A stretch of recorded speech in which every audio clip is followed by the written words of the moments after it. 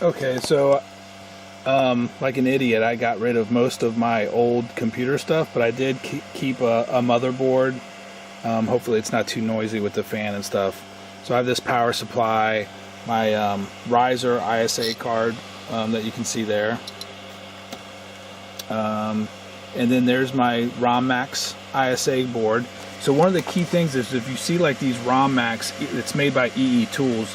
If you see those on eBay, and they look like this, a Rommax, or a PB10 that's on that's made by Needham, you need the ISA card. So if it doesn't have the ISA card, it's not going to do you any good. So, but this has the ISA card, and I have DOS sitting there running there, free DOS actually, as you can see there. And we're at a command prompt, the C drive. So anyway, it's all set up. And I'm going to put it on a tripod, and dim the lights here, and then kind of zoom in so we can actually see it like that. So I'll be right back. Okay, so hopefully this works out good enough here. Maybe I'll show you what I'm doing like that. I don't know, whatever. But anyway, so we're just going to go to see, we got. So I have the EMP20, the EMP30, which also have DOS software. The EMP30 also has Windows software that I'll show for that version. And then you have Rommax, which is what we're testing, which is made by eetools. So eetools actually has some more expensive programmers called that are either parallel port or USB based, called Chipmax and Topmax, and those are definitely more expensive. They're like $300 and something and used. I don't know what they were brand new, but definitely out of my price range to experiment with. But they are super nice. Based off their capabilities. A lot of the guys that do this, you know, as almost like a job or more than a hobby, usually will have something like that. But let's go to Rommax, and then RM. Okay. I'm gonna have to zoom out maybe a little bit. Okay, we can see everything. All right. So, can you see everything?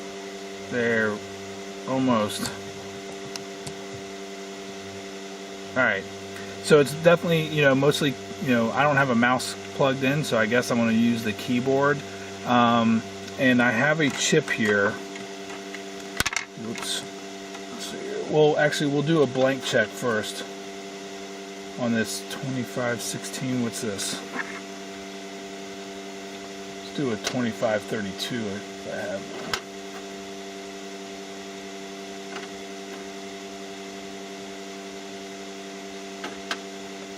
I'll pause for a second. I had a 2532 just a second ago. Let me find it.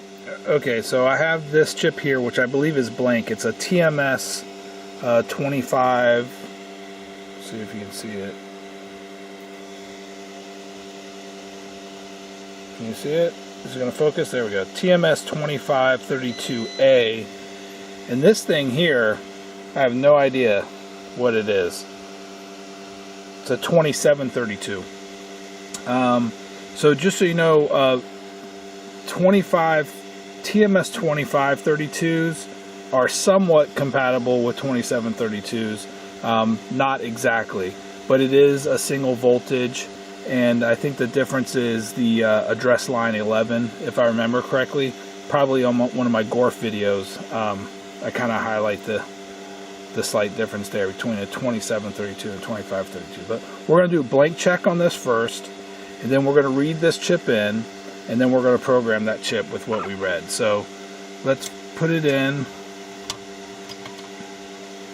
and just like that, you just kind of, I'm not going to show that every time. And then we're going to select device type. Now this, I kind of like this a little bit. This is one of the things I like about the Rommax, is you can just start typing in anything and it'll do a search on any 2532. So you can see that I typed in 2532 and it brought up the 2532A right there. Or you could just, or you could type in Texas and just instruments, TMS 2532, like that, and you know, it's, and it'll, the long way, and it'll match it that way as well. So but we're going to choose this 2532A. Now the thing I like here, hopefully this stays in focus, the thing I like here is that it's telling you what device you selected, the chip size, which is basically, that's the hex address of the maximum data byte, I guess, or something like that. What your read voltage is, so VCCP, and what your programming voltage is, and it's 21 volts. So like I said before, the TL8, this sucker right here, this TL866, would not be able to program this chip, but it should be able to read it because it does 5 volts, but it doesn't do higher than 18, so it would have a problem programming this chip. And then it also tells you what the pulse width is. So to program the chip, it's going to do every 10 milliseconds, it's going to do a pulse to do a write or something like that. I don't know. You have to read the data sheet to kind of understand it further, but this is almost like the programming algorithm, like how fast it programs the chip. So let's first do device, and let's see, what are we doing here?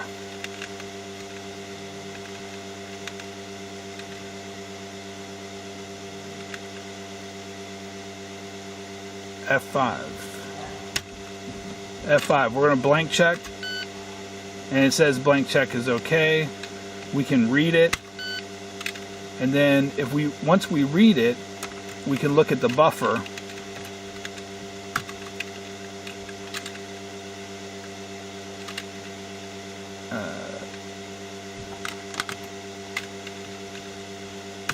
And we see that it's all F's in the buffer, and you can use like page down functionality and stuff like that. Alright, so we know this chip is blank. Now we're going to put in this other chip here, which is some type of 2732.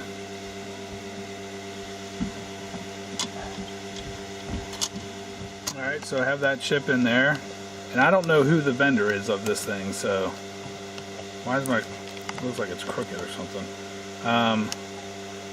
But let's go escape, device, no, select device type.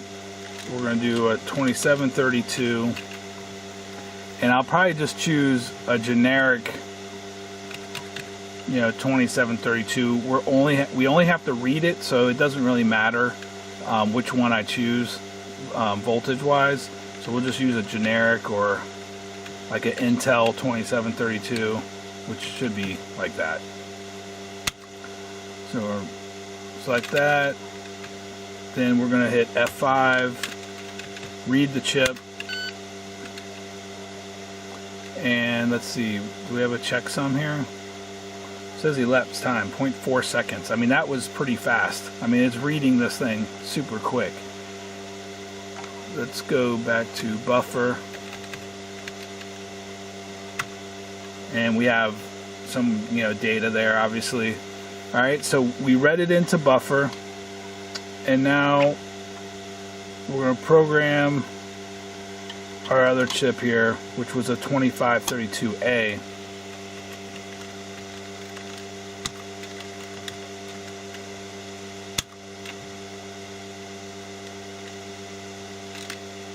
And hit F5, program.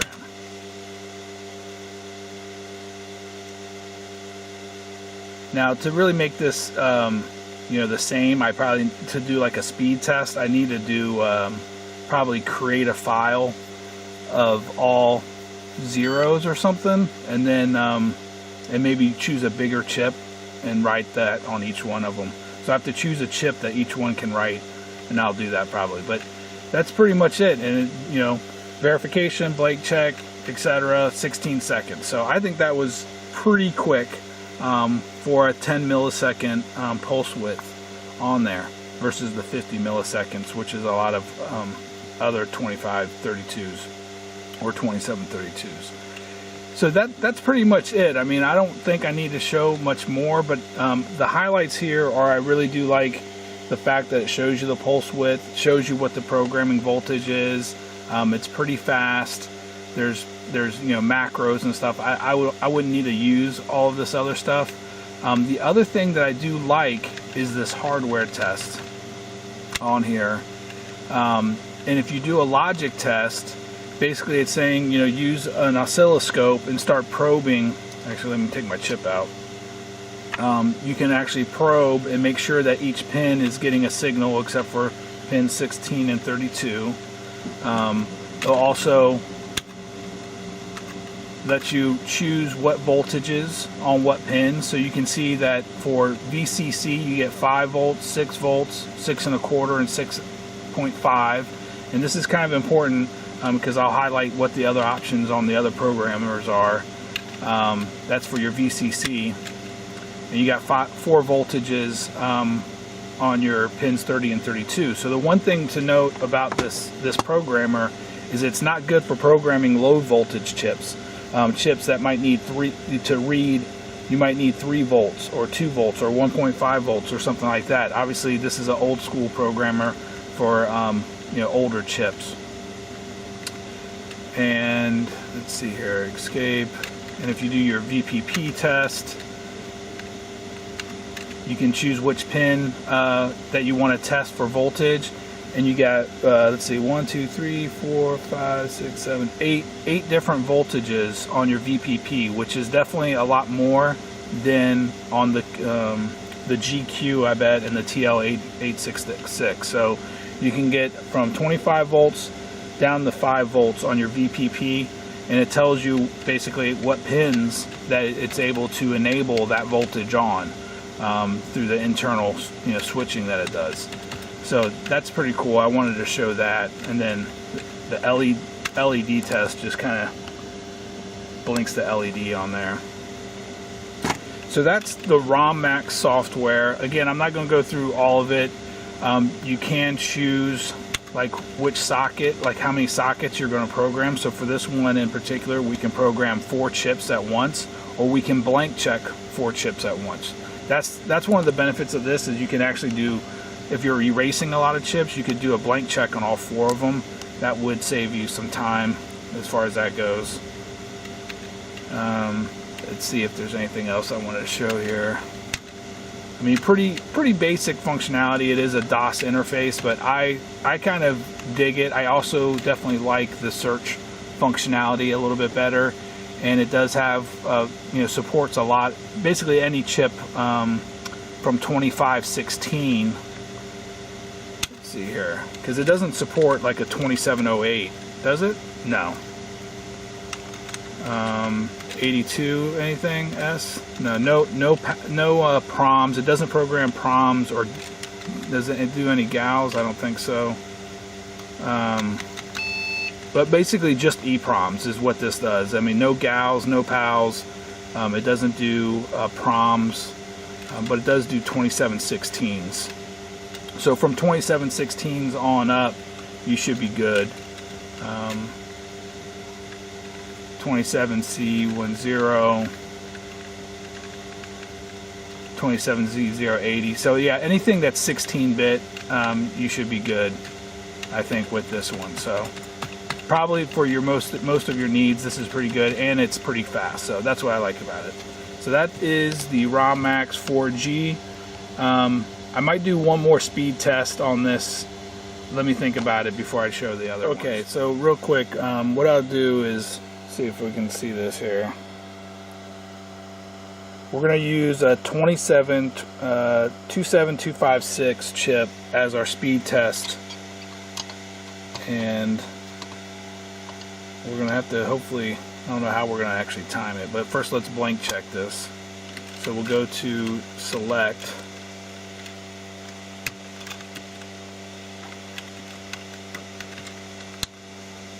NBM 27256, and we can see that it to write it, and this is what is kind of important, is that that based off of what I've been learning, So you could probably program this chip with your VCC at 5 volts, but it will probably use a pulse width of 50 milliseconds. If you look at the data sheets for these things, to get faster programming time, they up the, there's a trigger on it basically on the chip. So when VCC is at 6 volts and your VPP is at 21 volts, you can use a 1 millisecond pulse width, which is a lot faster obviously than a 50 milliseconds.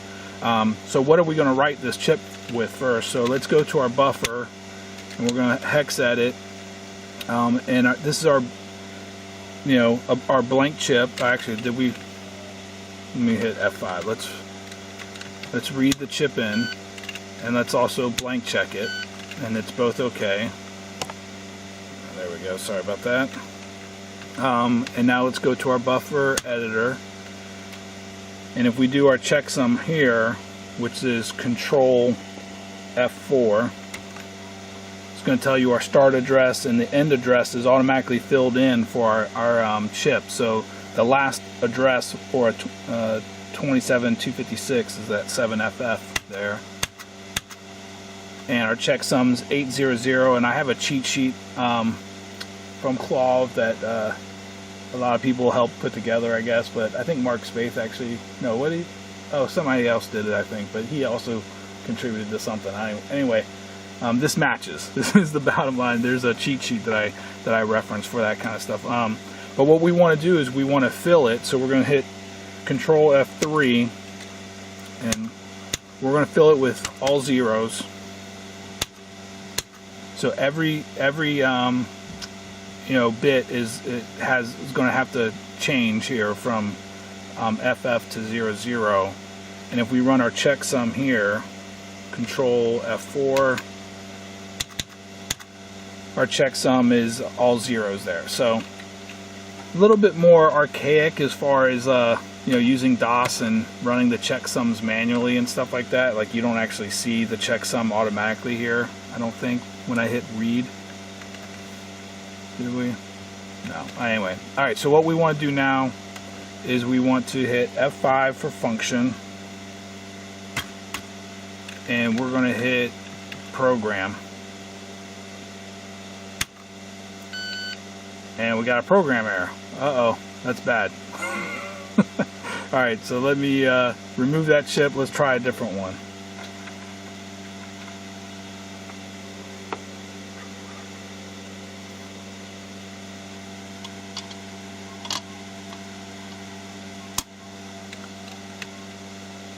Did we select?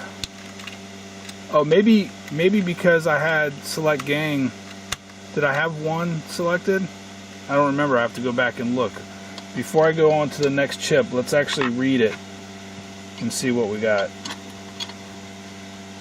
Because it might have errored out because I had more than one of the gangs selected here. So let's hit F5, read, and verify. Oh, of course it verifies to its own read. Buffer, hex edit, all F's there. Let's do a checksum.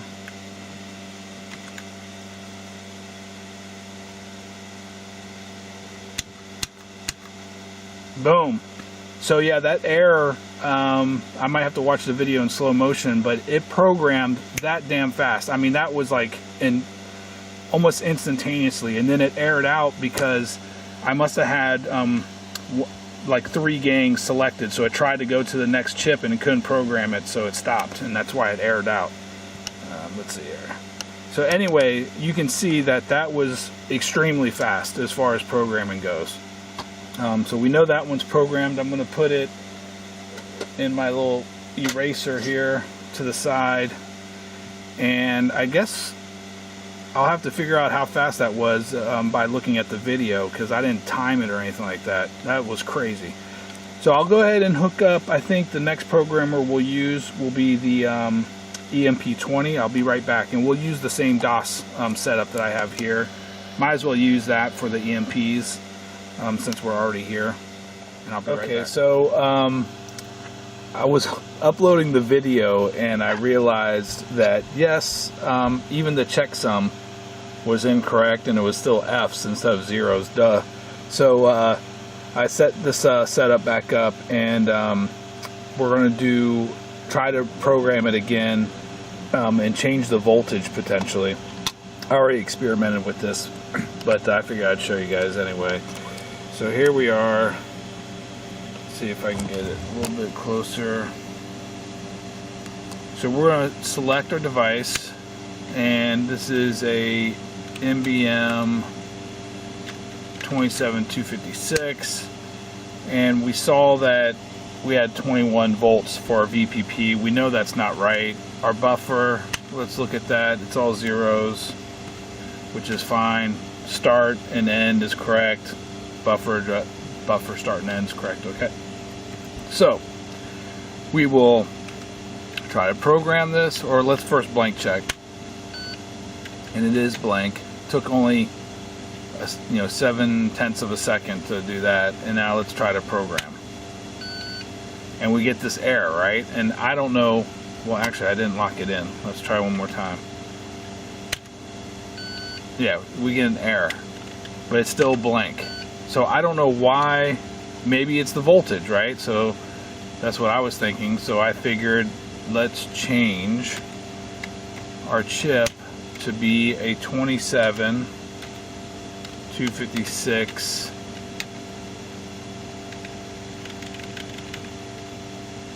a C256, or maybe a 256A if there's one exists. Let me see. Does a 256 regular A exist? How about a Toshiba 27256A? Let's see. Alright, and this is 12.5 volts. So let's try programming it on that bad boy.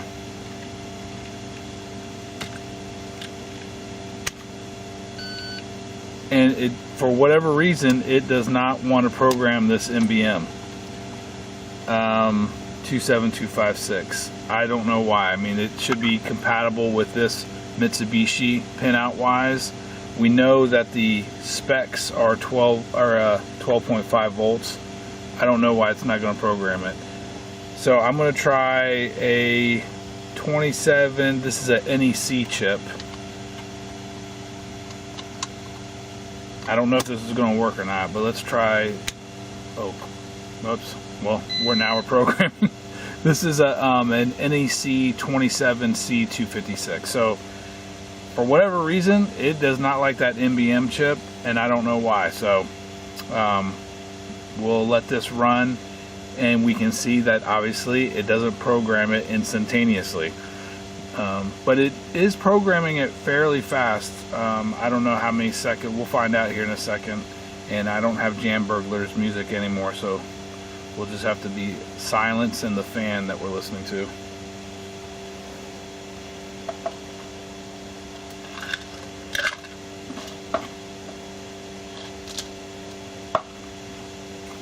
Just drinking water.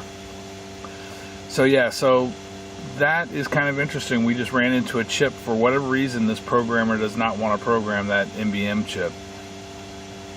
And I guarantee that the pinout has to be the same. I haven't investigated that, but I would assume that it's the same as this Toshiba chip here, or I have an NEC chip in there right now.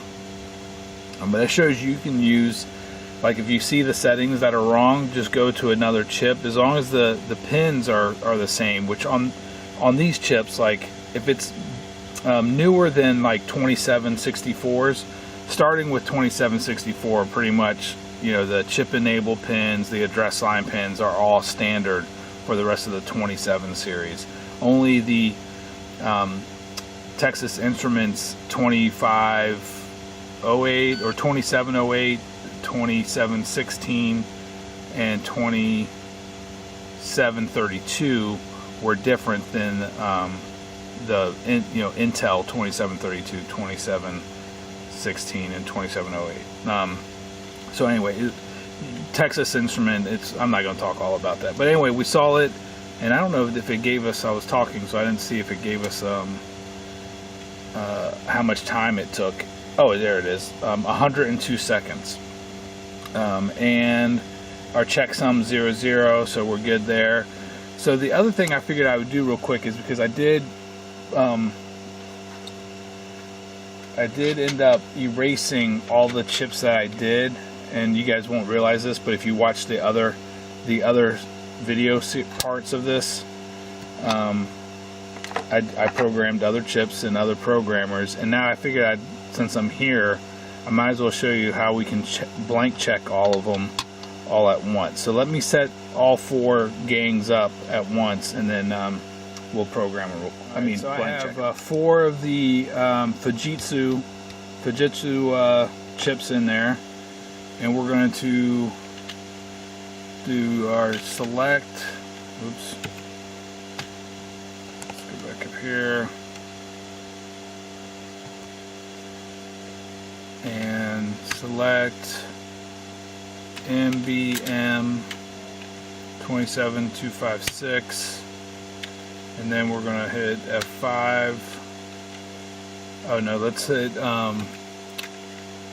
select gang.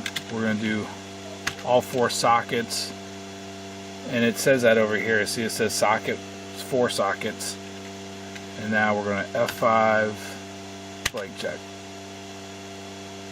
Bam, all 4. I mean, that's kind of the neat thing about this little 4-ganger. It's unfortunate that it didn't program the MBM, but that, you know, didn't program that chip for whatever reason. I don't know why. Very strange. It should have. But the blank checking of 4 chips that fast is pretty cool. So, all right, that's it for the Rommax 4G, and we'll get on to the other EMPs here in a second.